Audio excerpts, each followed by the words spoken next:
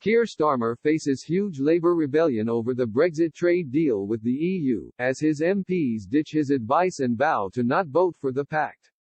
On December 30, just a day before a trade deal needs to be agreed by Parliament, MPs will vote on whether or not to accept the terms Prime Minister Boris Johnson, and his chief Brexit negotiator David Frost, got from Brussels.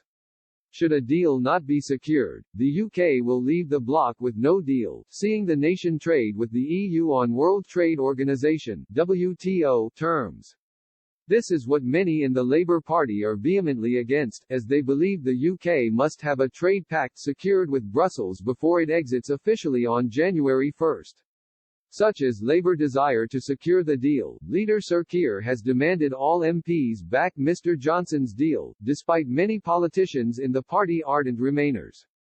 As many as 20 MPs have reportedly admitted they could abstain from the vote, including the likes of Ben Bradshaw, Kevin Brennan, Neil Coyle, Rupa Huck, Geraint Davies and Clive Efford, The Telegraph claims.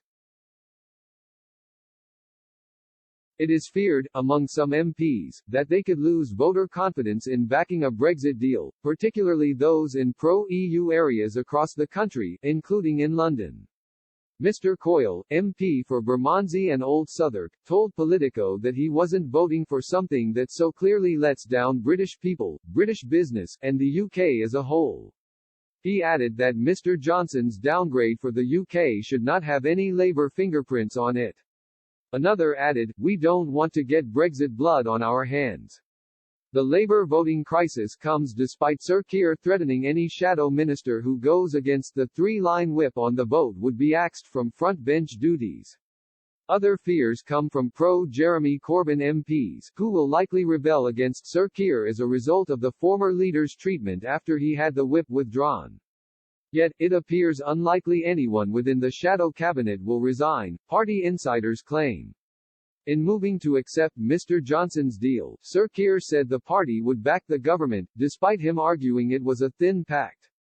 He added, "At a moment of such national significance, it is just not credible for Labour to be on the sidelines."